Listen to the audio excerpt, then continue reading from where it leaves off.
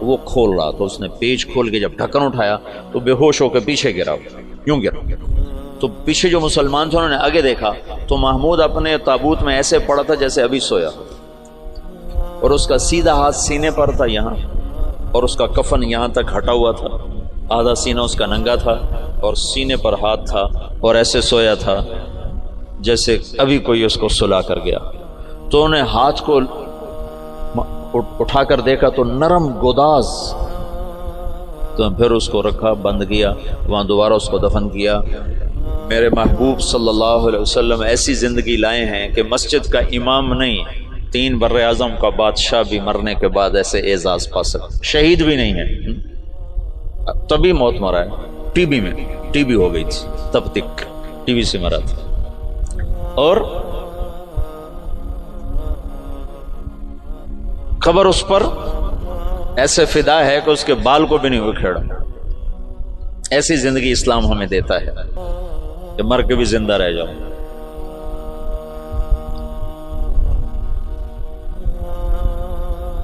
تو شہاب الدین غوری پھر پہلا بادشاہ ہے جس نے باقاعدہ، محمود کی مثال ہے جیسے کسی نے ہل چلا کر زمین برابر کر دی۔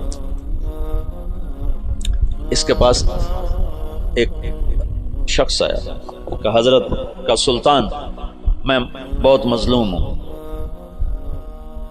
کیا ہے؟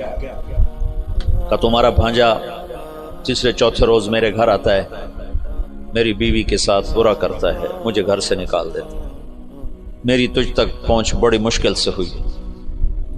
تو محمود کا رنگ غصے سے سرخ ہو، اس نے کہا آئندہ جب ایسا واقعہ ہو فوراً میرے پاس آ، اور درباریوں سے کہا یہ شخص جب پہنچے، میں سو بھی رہا ہوں تو مجھے اٹھایا جائے۔ تیسری رات وہ آیا، تیسری رات بھاگتا ہوا، تو سلطان اس کے ساتھ اٹھا اور اس کے گھر پہنچا، اور اندر جاتے اس نے پہلے چراغ بجھایا، پھر ایک وار کر کے اس کا سر اتارا، پھر ساتھ ہی وہ زمین پہ گر کے کہنے لگا ویحک اسقِ، تیرا بھلا ہو جلدی سے پانی لا۔ تو بھاگ کے گیا، پانی لایا، پانی پہ کہنے لگا چراغ جلاؤ۔ چراغ جلایا تو مقتول کو دیکھ کر اس نے کہا الحمدللہ۔ تو اس نے پوچھا سلطان یہ کیسے ہوا؟ میں کچھ باتیں سمجھنا چاہتا ہوں۔ تم نے چراغ آتے ہی بجھایا،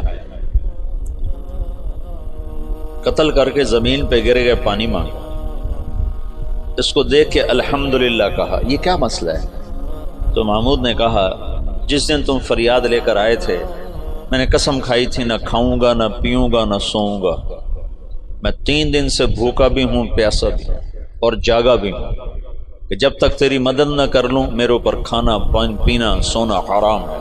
آج تیسری رات کا جاگا ہوں، ایک لقمہ کھانا نہیں کھایا، ایک گھونٹ پانی نہیں پیا،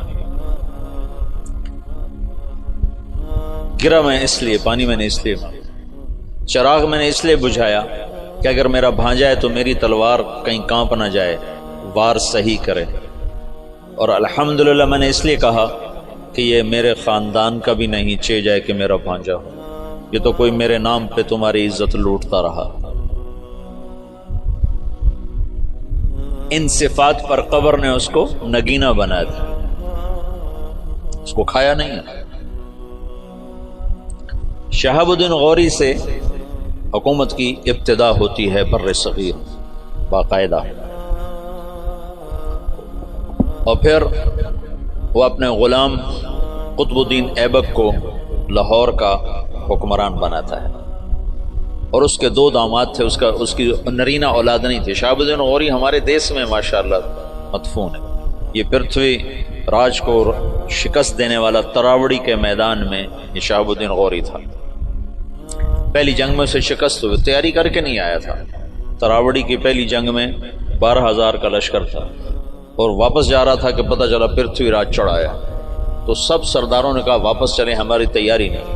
انہوں نے کہا موت سے گھبرا کے جانا مسلمان کا شیور، لڑ گیا تھا، اس میں پھر شکست کھائی، پھر یہ واپس نہیں ہو رہا تھا، یہ لڑتے لڑتے اپنے گھوڑے سے گرا، تو پیچھے سے ایک ترک سردار نے چھلانگ لگائی اور اس کو ایک ہاتھ سے سنبھالا، اور اس کے گھوڑے کو دوسرے ہاتھ سے سنبھالا اور لشکر سے اس کو نکال کے باہر لے گیا، تب جا کے اس کی جان بچی۔ پھر دوسری جنگ میں وہ 1 سال تک بستر پہ نہیں سویا، بیوی کے پاس نہیں گیا پورا سال، اس نے تیاری کی۔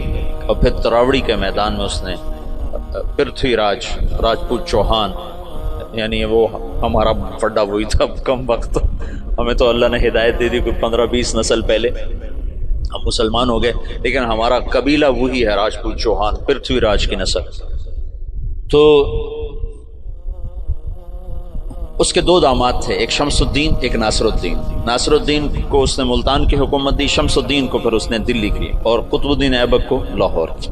اس میں شمس الدین پھر بہت عالم نکلا۔ قطب الدین ایبک بہت سمجھدار تھا، لیکن 4 سال کی حکومت کرنے کے بعد اس کا انتقال ہو گیا۔ وہ یہ پولو کھیلتا تھا، پولو، یہ گھوڑے کا، تو گھوڑے سے گرا اور مر گیا۔ انارکلی کے پچھلی طرف اس کا مزار ہوتا تھا، انارکلی جانا ہوتا تھا، 60 کی دہائی میں پڑتا تھا، تو سارے محلے کا کوڑا کرکٹ اس کی قبر پہ پڑا ہوتا تھا اور عبرت کا نشان ہوتا تھا۔ پھر ضیاء الحق مرحوم نے یہ نیکی کا کام کیا، اس نے وہ سارا محلہ صاف کروا کے چاروں طرف کے مکان خرید کر اس کی قبر پر ایک بڑا خوبصورت اس نے مزار بھی بنایا، ساتھ آنے جانے کی جگہ بھی بنائی۔ تو اس طرح یہاں اسلامی سلطنت کی بنیاد ہے۔ التمش نے 5 دفعہ چنگیزیوں کو شکست دی، 5 دفعہ، اور ان کے چنے چبوا دی۔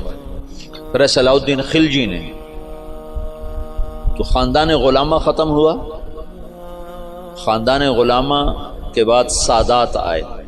خاندان غلامہ کے دور میں تیمور کا حملہ ہوا، پھر وہ جاتے ہوئے سادات کو حکمران بنا دیا، ان سے پٹھانوں نے حکومت حاصل، ان سے مغلوں نے حکومت حاصل۔ ابراہیم لودھی کو شکست دی بابر نے پانی پت کے میدان میں۔ بابر بڑا دلیر آدمی تھا،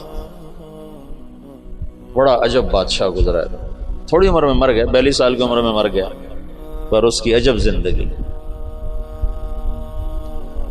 تو ایک یہاں مغلیہ سلطنت کی داغ بیل پڑی، بڑی مضبوط اسلام دوست، سوائے اکبر کے کہ وہ گمراہ ہوا تو علماء کی وجہ سے، وہ خود ان پڑھ تھا، دین کو جانتا نہیں تھا، تو جو درباری علماء تھے ان کی وجہ سے وہ دین سے متنفر ہوا کہ وہ آپس میں اس بات پہ اس کے اکبر کے سامنے لڑ پڑتے تھے کہ یہ کرسی پر میں بیٹھوں گا، بادشاہ کے برابر میں بیٹھوں، وہ کہتا میں بیٹھوں، وہ کہتا دائیں میں بیٹھوں گا، بائیں تم بیٹھو، وہ کہتا نہیں تم ادھر بیٹھو میں ادھر بیٹھوں، ادھر میں بیٹھوں گا ادھر تم بیٹھو۔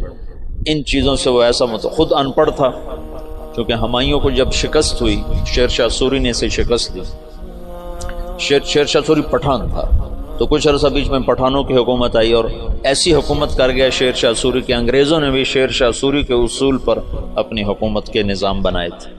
ایسی خوبصورت حکومت کر کے گیا شیر شاہ سوری، اور بالکل غریب سا تھا، ایک سپاہی سے اللہ تعالیٰ نے اس کو یہ بہار، صوبہ بہار میں یہ پیدا ہوا تھا، تو اس نے بڑے چکر سے حکومت حاصل کی، اس نے نا اپنا ایک جتھا بنا لیا، تو اب اس کو ضرورت تھی کوئی شہر میرے قبضے میں ہو، تو اس نے نا وہاں بہار کے ہندو راجا سے کہا کہ مہاراج میں مغلوں سے لڑنے جا رہا ہوں، میرے پاس ہے خزانہ بہت سارا، میں چاہتا ہوں آپ کے پاس امانت رکھ دوں، جب میں آؤں گا تو آپ سے لے لوں گا۔ وہ ہندو مہاراج تو جو تھا وہ تو الٹی چھلانگیں لگانے لگا، کہا جی میرے پاس 500 صندوق ہے شرفیوں کے بھرے ہوئے، وہ 5 بھی ہوتے تو پورے ہندوستان کا خرچہ کافی تھا، جب اس نے کہا 500 تو اس کی تو رال ٹپک پڑے، ان کا مہاراج میرے جیسا دیانتدار تمہیں پورے ہندوستان میں نہیں ملے گا، تم لے آؤ میں بڑی حفاظت کروں گا، جب تم آ جاؤ گے تو تمہیں دوں گا، تم مر گئے تمہاری اولاد کو دوں گا۔ ان کا بس مہاراج میں یہی چاہتا ہوں۔ اس نے اس میں سپاہی چھپا دی، ہر صندوق میں سپاہی چھپا دی، بند کروا کے ریڑیوں پہ لدوا کے اس نے قلعے کے اندر بھجوا دی۔ جب وہ اندر پہنچے تو وہ جو ریڑیاں لے جا رہے تھے انہیں جا کے کنڈے کھول دیے، وہ باہر نکلے اور انہوں نے منٹوں میں قلعہ فتح کر لیا۔ تو یوں شیر شاہ سوری ایک سپاہی سے بادشاہ بننے کی طرف اس کا قدم اٹھا۔ پھر اس نے 6 سال حکومت کی، پر وہ کام کیے جو لوگ 100 سال میں بھی نہیں کر سکتے۔ میرے گاؤں کے آگے جو سڑک ہے اب پکی ہے، یہ شیر شاہ سوری نے بنوائی تھی، ملتان سے لے کر لاہور تک، اس کو شیر شاہ سوری روڈ کہتے تھے۔ پہلے زمانے میں سڑکیں دریاؤں کے ساتھ ساتھ چلتی ہیں تاکہ مسافروں کو پانی ملتا رہے، تو دریائے راوی کے ساتھ ساتھ یہ سڑک چلتی. اس وقت دریائے راوی زندہ تھا، آباد تھا، اب تو مرمرا گیا بیچارہ، تو وہ ہمارے ساتھ بہتا تھا دریائے راوی. تو لمبا دریائے راوی کے بالکل کنارے کے اوپر تھا. جتنے بڑے اور مشہور شہر ہیں اگر آپ دیکھو گے تاریخ میں تو وہ بڑے دریاؤں کے کناروں پر ہوتے تھے کہ پانی کا بڑا وسیلہ دریا ہوتا تھا. ایسے کنویں اور ایسے نلکے ٹیوب ویل تو ہوتے نہیں تھے، تو دریاؤں سے پانی حاصل کیا جاتا تھا. تو شیر شاہ سوری نے ہمایوں کو شکست دی تو یہ وہاں سے بھاگا اور عمر کوٹ، یہ جو سندھ میں ہے عمر کوٹ، یہاں پہنچا تھا تو یہاں اکبر پیدا ہوا. پھر ہمایوں نے اس کو بیوی کے ساتھ کابل بھیج دیا، خود وہ ایران چلا گیا، ہجرت کر گیا. پھر ایران سے شیعہ بادشاہ کی مدد سے وہ واپس دوبارہ ہندوستان آیا. شیر شاہ سوری کی اولاد اتنی قابل نہیں تھے، اتنے سمجھدار نہیں تھے، تو وہ شکست کھا گئے. پھر دوبارہ اللہ نے مغلیہ سلطنت کو اقتدار بخشا. تو اکبر 12 سال کی عمر میں بادشاہ بن گیا. نہ علم کی صحبت، نہ علماء کی صحبت. آگے درباری علماء ملے جنہوں نے اس کا بیڑا غرق کر کے رکھ دیا. تو اس نے دین الہی ایجاد کر دیا جس کے لیے مجدد الفسانی رحمۃ اللہ علیہ کو اللہ نے استعمال فرمایا بغیر مناظرے کے. ہیں یہ مناظرے کام خراب کرتے ہیں. نہ مناظرہ اسلام کا مزاج ہے. مولانا محمد قاسم نانوتوی رحمۃ اللہ علیہ ہمارے سب کے بڑے ہیں جنہوں نے دیوبند کی بنیاد رکھی. وہ مناظرے سے نفرت فرماتے تھے، کبھی کسی سے مناظرہ نہیں کیا، کبھی کسی سے. صرف بہت اصرار پر ایک دفعہ ایک تحریر شیعہ کے خلاف لکھی بس، جس پر مسلمان کا نام آتا تھا اس سے مناظرہ نہیں کرتے تھے. حالانکہ وہ ایسے مناظر تھے کہ وہ آریاؤں سے اور عیسائیوں سے، غیر مسلموں سے بادشاہ تھے مناظر کے. رحمت اللہ کرانوی صاحب رحمت اللہ علیہ، مولانا رحمت اللہ کرانوی، اگر یہ لوگ نہ ہوتے تو بر صغیر اندلس ہوتا، اسپین ہوتا. یہ تو لوگ آ گئے تھے. مجھے پرسوں تمہارے استاد شیخ رمضی نے بتایا کہ بور عقیبہ نے زیتونیہ مدرسہ کیسے بند کیا. کہا اللہ علماء دیوبند کو جزائے خیر دے جو چٹائی پہ راضی ہو اور چوپڑی روٹی کے دھوکے میں نہیں آئے. حبیب بور عقیبہ نے علماء کو چوپڑی روٹی کھلا دی اور پیسے پہ ان کو کھینچ لیا. جب وہ کھینچے تو پھر سب کچھ چلا گیا. اور یہاں کے علماء بکے نہیں، بھوکے پیٹ پہ پتھر باندھ کے. حضرت نانوتوی کو نا والی دکن حیدرآباد نے خط لکھا کہ حضرت آپ میرے پاس تشریف لائیں، میں آپ کو 500 روپے مہینہ تنخواہ دوں گا. 500 روپے مہینہ 50 لاکھ روپیہ مہینہ ہے آج کا، 50 لاکھ روپیہ مہینہ. تو حضرت نانوتوی نے خط لکھا کہ میں دیوبند میں پڑھاتا ہوں، میری 5 روپے تنخواہ ہے، 2 روپے میں مدرسے میں چندہ دے دیتا ہوں، تو 2 روپے میں میرے میاں بیوی کا بخوبی گزارا ہو جاتا ہے، اور 5واں روپیہ مجھے سارے مہینے پریشان کرتا ہے کہ اس کا کیا کروں. تو 500 کو لے کے کیا کروں گا، 500 کو لے کے کیا کروں گا. تو یہاں علماء کی ایک کھیپ ایسی آئی جو بکے نہیں.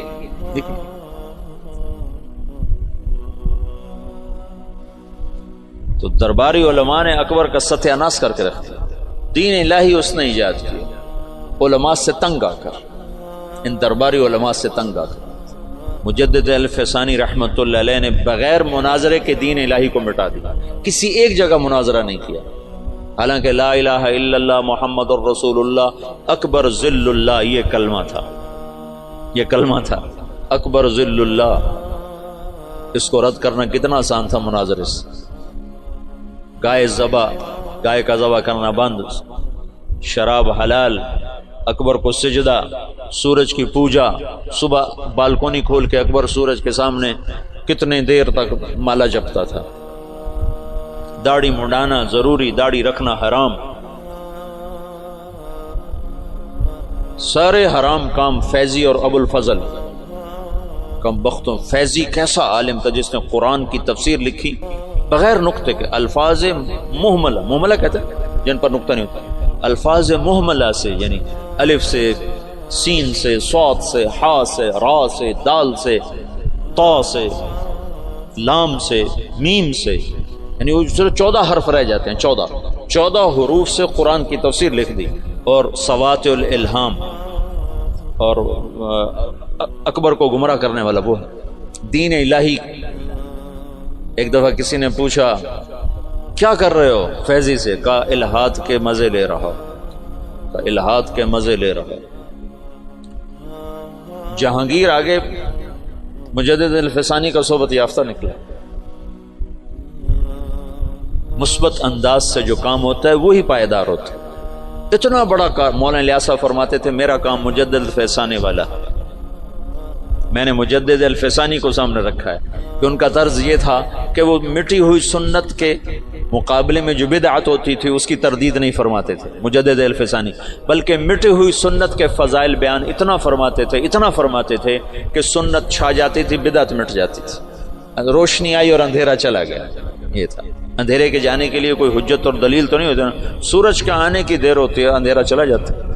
پھر کہنا تو نہیں پڑتا اندھیرے صاحب منٹور پاؤ سورج آ گیا، تو خود ہی چلا جاتا.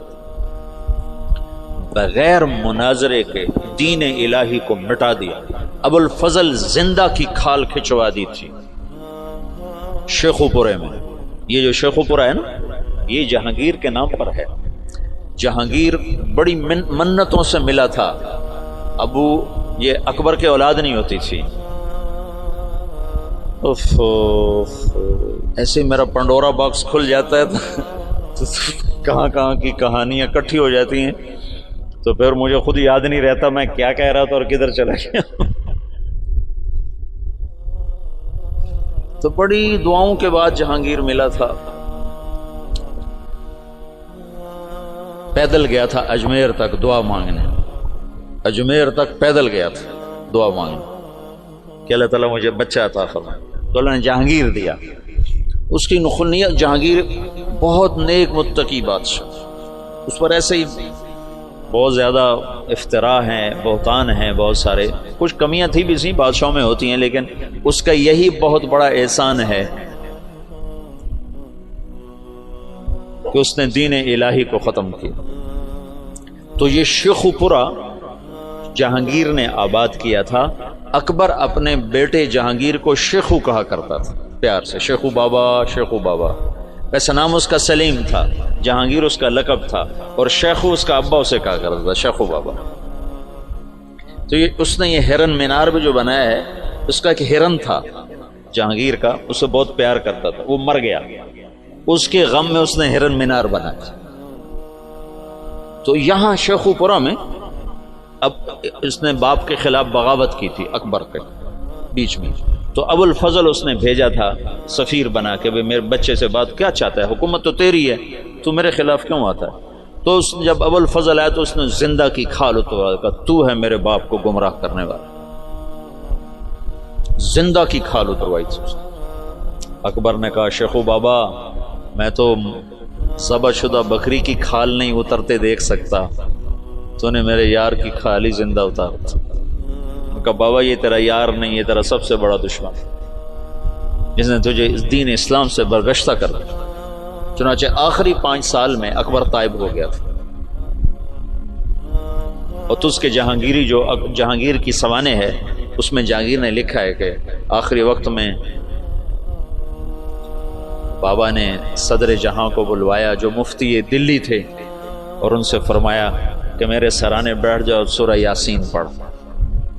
تو صدر جہاں نے سورہ یاسین پڑھنی شروع کی اور میرے باپ نے سننا شروع کیا. پھر آہستہ سے کلمہ پڑھا اور روح پرواز کر گیا.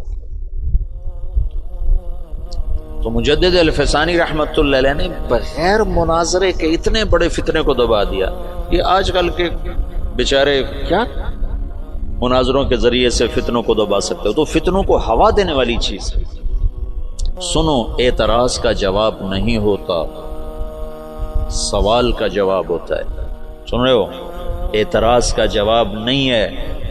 انتم خیر ام عبد اللہ، عتبہ بن ربیعہ کہہ رہا ہے انا اعلمکم بالشعر والسحر والکہانہ، مجھے بھیجو میں محمد سے بات کرتا ہوں. جاؤ بات کرو. تو وہ آ کر کہتا ہے یا محمد انت خیر ام عبداللہ، تو اللہ کے نبی چپ. انت خیر ام عبد المطلب، اللہ کے نبی چپ. کہ آنے والا سائل نہیں ہے، آنے والا معترض ہے. معترض کا جواب نہیں ہوتا. اعتراض کا جواب دیں گے وہ کوئی اور ڈال دیں گے، پھر آپ اس کا جواب وہ کوئی اور ڈال دیں گے. یہ تو کہانی ایسے دیکھتے نا، جواب در جواب در جواب در جواب، اس کی کوئی انتہا ہے؟ میری بات سنو، اعتراض کا جواب نہیں ہوتا، سوال کا جواب ہوتا ہے، اشکال کا. یہ بات میں نے مولانا سعید خان صاحب رحمۃ اللہ علیہ سے بارہا سنی، پھر اس کو سیرت سے پرکھا. انتم خیر ام عبداللہ، ابھی یہ ایک ہی حدیث میرے سامنے آئی اور اللہ کہنے چپ. انتم خیر ام عبد المطلب، چپ. کہ عتبہ سائل بن کر نہیں آیا ہے، معترض بن کر آیا ہے، اس کو جواب نہیں دیا جا سکتا. وہ لمبی بات کرتا رہا، آپ خاموش رہے. جب وہ خاموش ہو گیا تو آپ نے کسی ایک بات کا جواب نہیں دیا، ایک بات کا. عتبہ میرے پاس جو ہے وہ میں تمہیں سنا دیتا ہوں. حامیم والکتاب المبین انا انزلناہ، کیا ہے؟ قرآنا عربیا. حامیم والکتاب المبین قرآنا عربیا لقوم یعلمون بشیرا ونذیرا فاعذر اکثرهم فهم لا یسمعون وقولوا قلوبنا فی اکنۃ مما تدعونا الیہ سے لے کر فإن اعرضوا فقل انذرتکم صاعقۃ مثل صاعقۃ عاد وثمود، یہاں تک قرآن پڑھ کے سنا دے. انا انزلناہ قرآنا عربیا لقوم یعلمون بشیرا ونذیرا فاعرض اکثرهم فهم لا یسمعون. اس کو پڑھتے چلے جاؤ. یہ سارا قرآن سنا، ایک بات کا جواب نہیں دیا، ایک بات کا. تمہیں جوش اٹھتا ہوگا کہ ہم جواب دیں گے، ہم جواب دیں گے، اور اس لیے کہ اگلا سائل ہی نہیں ہے، اگلا تو معترض. ایک جاٹ کے منہ سے نکل گیا کوا سفید ہوتا ہے، کالا نہیں ہوتا. نہ کہ میاں کالا ہوندا، نہ کہ نہیں ہوندا ہی بگا، چٹا ہوندا ہی نہیں. تو انہوں نے کہا چلو مناظرہ کرو مناظرہ. تو اس کی بیوی نے کہا مر جا میں کالا ہوندا ہے، تو کدے آکھے جانا پہ؟ اس نے کہا میں مننا ہی نہیں کالا ہوندا، تو میں کون منے سے؟ میں مننا ہی نہیں. تو تم کیسے بے وقوف ہو جو کوے کو سفید کہنے والے کو منانا چاہتے ہو؟ کیوں وقت ضائع کرتے ہو؟ اس سے بات کر لو جس کا ذہن صاف ہے. معترض کا جواب نہیں ہے. تو آج کل اعتراض ہیں، سوال نہیں ہے. سائل کا ضرور جواب ہے، اشکال کا جواب ہے، سوال کا جواب ہے، اعتراض کا جواب نہیں ہے. مناظرے، جواب در جواب، یہ سب وقت ضائع کرنے کی چیزیں. حضرت تھانوی رحمۃ اللہ علیہ نے فرمایا بہت سے فتنے اس لیے فتنے بن گئے کہ علماء نے اس کا جواب دینا شروع کر دیا. اگر جواب نہ دیتے تو اپنی موت آپ مر جاتے. یہ تحفۃ العلماء کی تمہیں سنا. تو بہت سے فتنے اس لیے فتنے بن گئے کہ علماء نے ان کا جواب دینا شروع کر دیا. اگر وہ چپ ہو جاتے تو اپنی موت آپ مر جاتے. تو مجدد الفسانی رحمۃ اللہ علیہ نے اتنے بڑے فتنے کو مٹایا بغیر جواب، بغیر مناظرے. سبحان اللہ، عجب بندہ تھا. اور نقش بندی سلسلے کے بادشاہ، جس کے آخری بادشاہ مولانا خان محمد صاحب دنیا سے تشریف لے، اور تو دنیا اندھیر ہو گئی، بستی اجڑ گئی. ان اللہ لا ينتزل علم انتزاعا ہے نا، بل يقبضه بقبض العلم.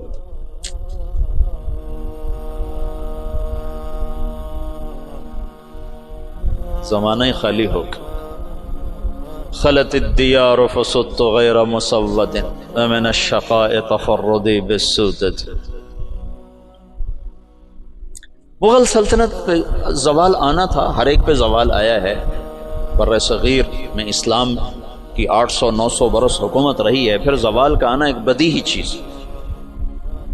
جہانگیر کے سر میں درد تھا. دیکھو جب صلیبی جنگیں ہوئی ہیں نا 12ویں صدی میں، یعنی صدی عیسوی میں، اور اس میں مکمل شکست ہوئی، تو یورپ کی سوچ بدل گئی.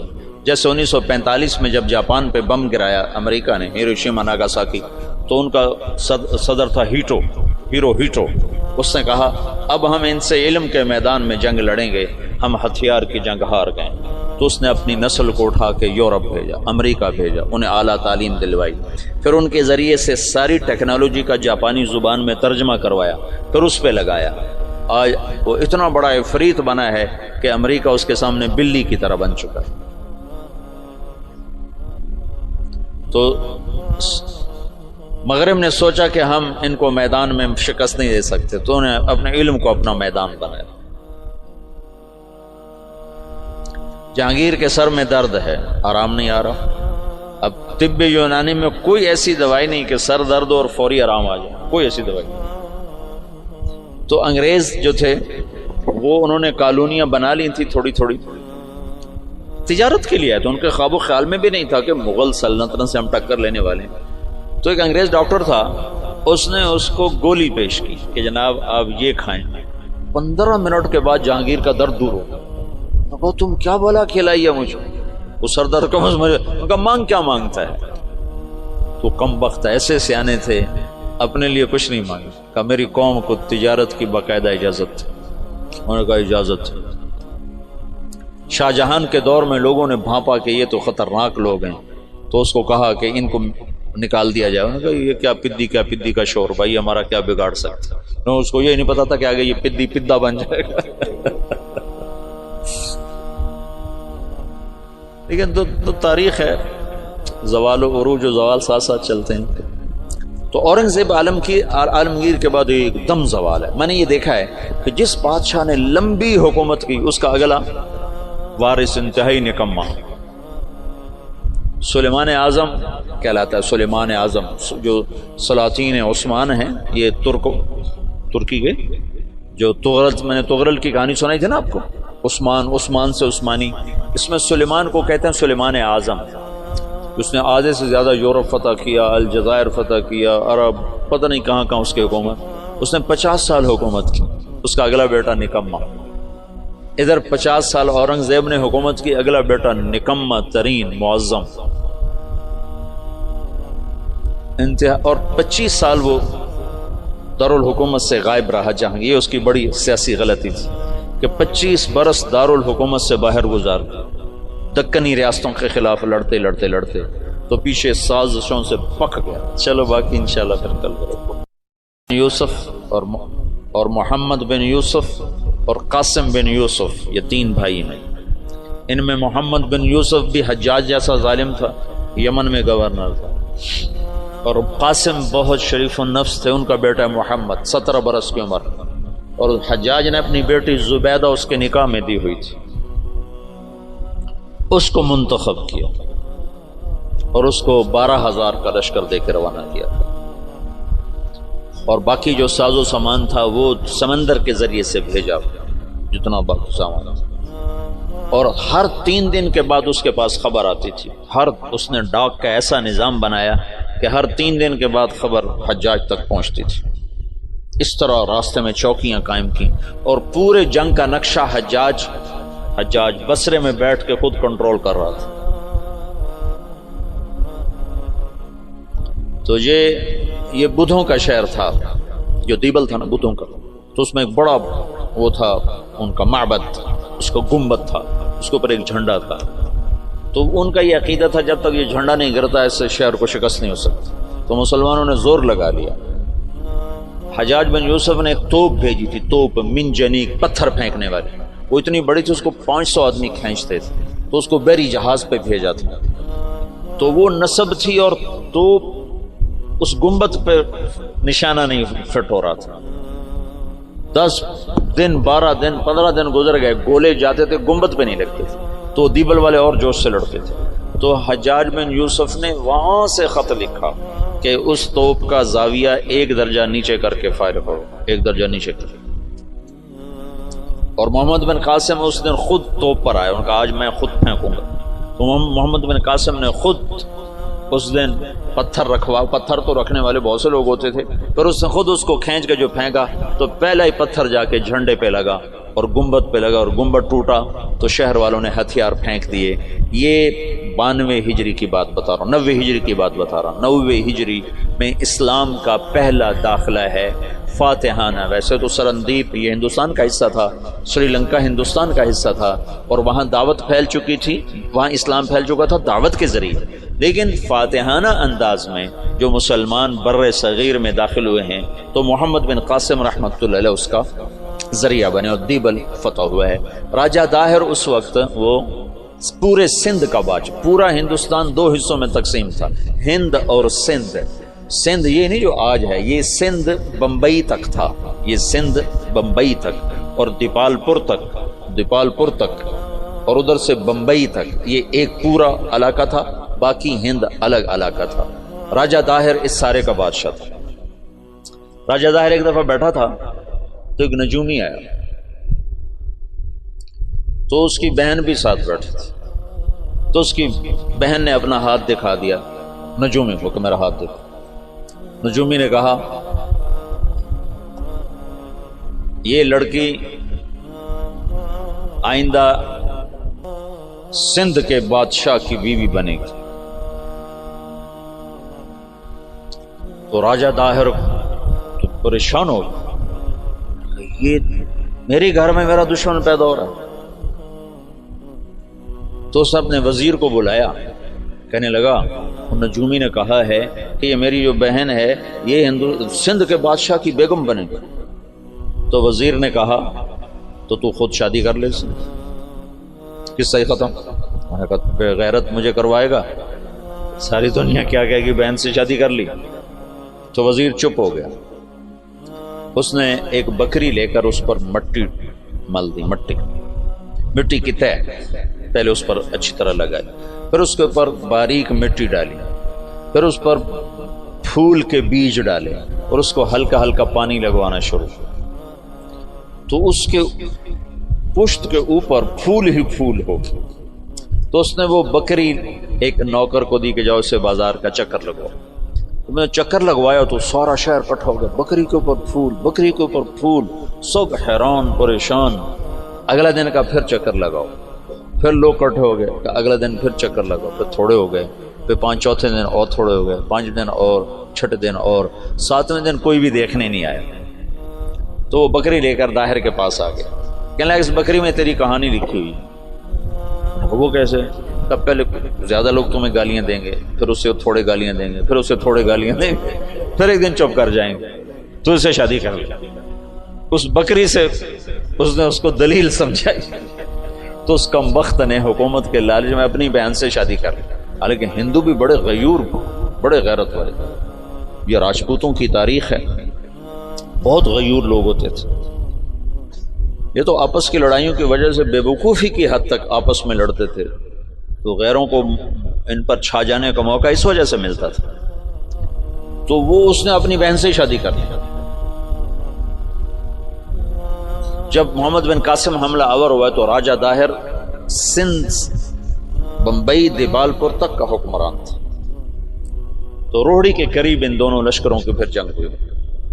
تو اس سے پہلے محمد بن قاسم نے لکھا حجاج بن یوسف کو کہ سارا سندھ اکٹھا ہو چکا ہے اور میرے ساتھ صرف 12,000، تو اپنی مدد کے لیے لشکر بھیجو۔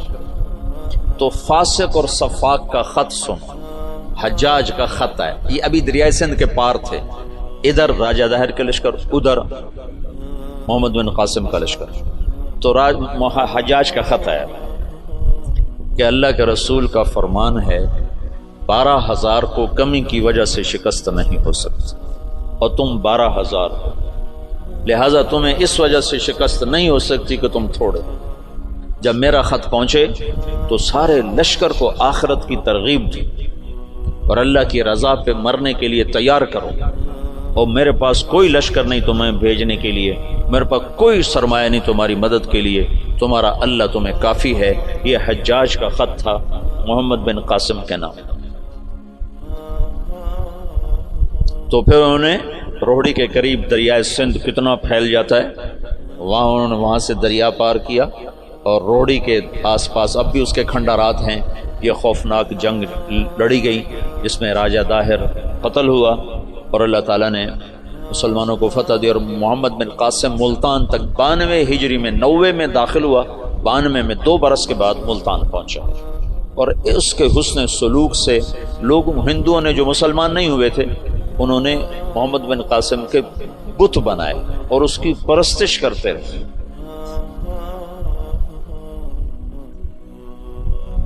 یہ اس طرف سے 92 ہجری میں اسلام داخل ہوا ہے۔ پھر اس کے بعد ہندوستان کے پوری جو تاریخ بدلی ہے کہ مسلمانوں کے ہاتھ میں اقتدار، وہ 5ویں صدی میں جا کر جب محمود غزنوی نے ہندوستان پہ حملہ کیا اور 17 حملے کیے، 17 کے 17 میں وہ کامیاب ہوا، اور 33 برس حکومت کی۔ دنیا میں 4 بڑے فاتح ہیں، پہلے بھی تمہیں بتاتا رہتا ہوں، مطلب اپنی میری جستجو سے کوئی میں نے کسی محقق کتاب میں نہیں پڑھا، لیکن یہ بات تو خیر سارے مورخ مانتے ہیں کہ سب سے بڑا فاتح چنگیز خان اور دوسرے نمبر پر محمود غزنوی۔ آگے 2 میں نے خود لگائے ہیں، تیسرے نمبر پر سکندر یونانی ہے اور چوتھے نمبر پر تیمور لنگڑا ہے۔ مجھے اس پہ بڑا غصہ آتا ہے، کم بخت نے بڑے مسلمان ذبح کیے۔ میں حیران ہوں تفتہ زانی کیسے اس کے ساتھ رہتا تھا، تو ایسا صفاق کم بخت تھا۔ وہ جب شہر پہ حملہ کرتا تو پہلے دن سفید جھنڈا لہراتا تھا، اس کا مطلب تھا کہ اگر تم دروازے کھول دو گے تو ہم صرف تمہارا مال لوٹیں گے، تمہیں کچھ نہیں کہیں۔ دوسرے دن سرخ جھنڈا لہراتا تھا کہ اب ہم تمہارے فوجی قتل کریں گے، تمہارا مال لوٹیں گے، تمہیں کچھ نہیں کہیں۔ تیسرے دن سیاہ جھنڈا لہراتا تھا کہ اب جتنے بھی ذی نفس ہیں سب کو قتل کریں گے اور تمہارا مال بھی لوٹیں گے، اور وہ کم بخت ایسا ہی کرتا رہا۔ میرا تو کبھی کبھی جی چاہتا ہے کہ اس کا خاتمہ بھی ایمان پہ نہ ہوا ہو، ایسا اس نے ظلم کیا۔ باقی اللہ غفور الرحیم ہے، ہم اس کی رحمت کو نہ بند کر سکتے ہیں نہ پابند کر سکتے ہیں۔ چاہے تو ابو جہل کو جنت میں ڈال دو، اسے کوئی پوچھنے والا نہیں ہے۔ یہ خطا اللہ نہ کرے ہم سے ہو کہ ہم اللہ کی رحمت کوئی پابند بنا دیں۔ ہم کم ظرف ہے نا، کم ظرفی کی وجہ سے کسی پہ زیادہ غصہ آ جاتا ہے، کسی کے ساتھ ہمدردیاں وابستہ ہو جاتی ہیں، کسی پر قہر چڑھ جاتا ہے، لیکن اس کی رحمت رحمتی وسعت کل شیء، تو اس کی رحمت کے آگے خربوں تیمور بھی ہوں تو بخشے جا سکتے ہیں، ایک تیمور کی کیا بات ہے۔ تو محمود غزنوی فاتح ہند ہے، اس نے ہندوستان کے لیے اسلام کا دروازہ کھولا اور 33 برس کی حکومت، اور فاتح عالم ثانی ہے۔ چنگیز خان کے بعد یہ دوسرے نمبر کا شاہ سوار ہے۔ وہ کافر تھا، 2 کافر 2 مسلمان، ایک کافر نما مسلم، ایک کھرا مسلمان۔ سب سے پہلے سلطان کا لقب پانے والا محمود غزنوی ہے۔ سلطان کا جو لقب سب سے پہلے ملا ہے وہ محمود کو ملا ہے، سلطان محمود غزنوی۔ اس کا باپ غلام تھا، غلام سبکتگین غلام تھا۔ یہ گیا شکار کھیلنے، تو ایک ہرنی کا بچہ اس نے شکار کیا، تو اس کو اٹھا کر اس نے گھوڑے پہ رکھا، ذبح نہیں کیا، گھوڑے پہ رکھا، گھر جا کے ذبح کروں، اور واپس موڑا۔ ایسے اس کے پیچھے نظر پڑی تو اس نے دیکھا وہ اس بچے کی ماں اس کے پیچھے آ رہی تھی، تو اس نے اس کو دیکھا تو اسے ترس آیا، تو اس نے بچے کو چھوڑ دیا۔ تو بچہ جا کے ماں سے جو ملا تو ہرنی نے تشکرانہ یوں سبکتگین کے آگے یوں سر جھکایا کہ تیری بڑی مہربانی۔ رات کو سبکتگین نے خواب دیکھا کہ تو نے مخلوق پہ رحم کیا، اس کے سلے میں اللہ نے تیری اولاد کے لیے بادشاہی کا فیصلہ کر دیا۔ تو سبکتگین نوکر سے ایک صوبے کا گورنر بنا، اور محمود غزنوی آدھی سے زیادہ دنیا کا بادشاہ بنا، اور غزنی پوری دنیا کا کسی زمانے میں سب سے خوبصورت شہر بنا۔ میں جب پڑھتا تھا رائمنڈ میں تو میں نے خواب دیکھا کہ میں اپنے آبائی قبرستان گیا جہاں ہمارے بزرگ دفن ہیں، وہاں سے نکلا تو 2 کتے میرے پیچھے لگے، ایک کالا ایک سفید۔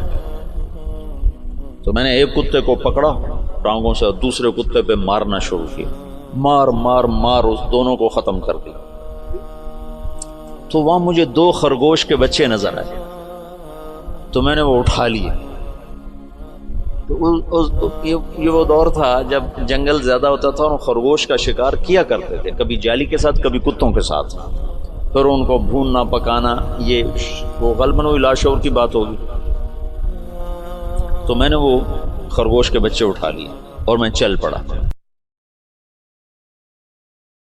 اللہ اللہ ہے، مجھ پر پہرا دے گا کون لڑائی میں، مجھ پر پہرا دے گا کون لڑائی میں، مجھ پر پہرا دے گا کون لڑائی میں، مجھ پر پہرا دے گا کون لڑائی میں۔ میں صدیق اکبر آقا بول پڑے بول پڑے، مٹھی سے ابو جہل کی کنکر بول پڑے، اللہ اللہ ہے اللہ اللہ ہے اللہ